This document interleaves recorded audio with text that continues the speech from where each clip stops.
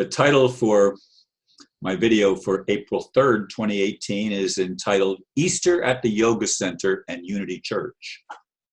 Wow. I began my day after posting my new video and recording another one by going to the Yoga Shakti Mission, where we talked about Easter and the Bible. I brought two versions and others had other additions. Interesting dialogue. Then I went to Unity of Melbourne for their Easter service. Of course, I've been at the other Unity of Melbourne in Australia, but that's another story. The speaker was Reverend Mandy Bass, and her, or Bass, I don't know, B-A-S-S, and her title was, quote, "Forgiving the Unforgivable, My Secret to Happiness," end quote. I didn't realize it at first, but she is one of the members of the Zen Center where I normally go on alternate Sundays. Her message was inspiring, to say the least, especially in light of the fact that she actually forgave the young man who broke into her Florida home one night and brutally beat her while police surrounded her house. Isn't it interesting that there is what seems like an awakening going on now?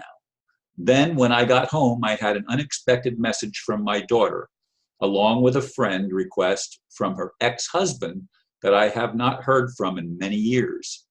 Wow, again, that's 3 wows already. And I normally record my video after I put the other one up. At least that's what I've been doing a lot, not all the time, but a lot. And yet at 1 o'clock in the morning, 1:15 or so, I awoke with very strong discomfort in my the lower part of my body, not my legs, I'm talking about my trunk. And it lasted for, God, 6 or 7 hours till I finally went and soaked in the hot bath for about an hour. And then the pain dissipated and I was able to get back to sleep a little bit for a few more hours. Anyway, folks, it was an amazing Easter. I mean, bear in mind, this is a Hindu place. And we sat there talking about the Bible and Easter. Now, of course, Easter is older than Christianity. It's about Ishtar, and it's about the celebration of spring, the spring equinox. That's usually what determines when Easter is. You know, it's not a date. It's a floating time. It's always a Sunday by the full moon, etc. There's various things that are involved in determining what Easter is. And Christmas and Easter have to do with the seasons of the year, not with historical events. But of course, many people have been brainwashed. But the talk at Unity was especially amazing. Now, it's interesting because the last time I was at the Zen Center, this lady was sitting right across from me, and yet she sat right next to me at Unity, and I didn't place her as the same person that I knew from the Zen Center. That's how crazy my mind is sometimes. I identify things by location, and I just didn't think of her as being somebody from Unity because that's not where I would normally see her, even though when she told me that that's who she was, I saw it right away, but I didn't see it at first, even though she was sitting right next to me before she went up to speak. She was sitting in the seat right. In fact, I had to move over one seat to let her sit down. And anyway, folks, it was an exciting and inspirational message that she had to give.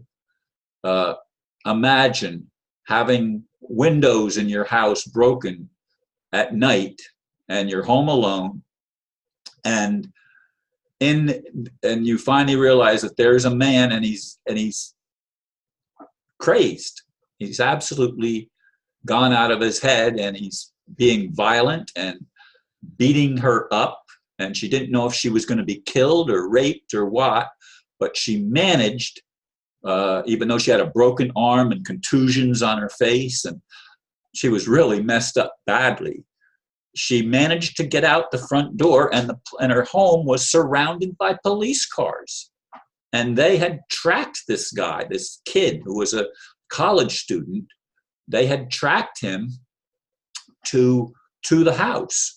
And they were all around the house while she was getting beat up inside of her own home. Here's the irony. She wanted to meet the guy that did it face to face. She had never seen him since the incident. And when she did, she ended up hugging him and forgiving him.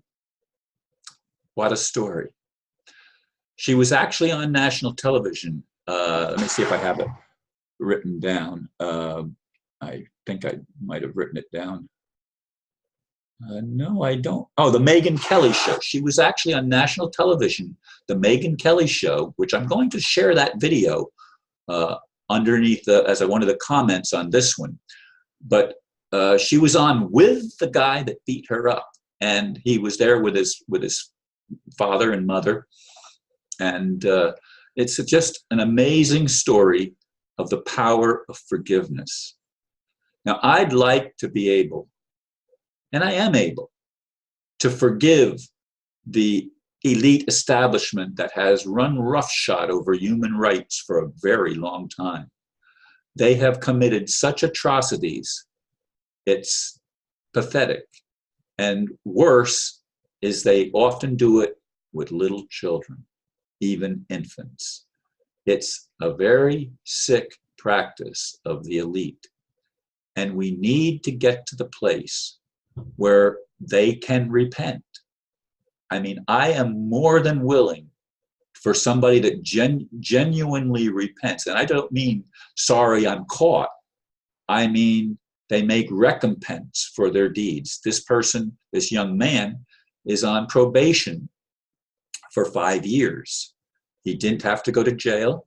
She actually helped him find a job and helped him get placed in a good job in another area. He's not originally, he was going to college in Florida, but he's not a Floridian.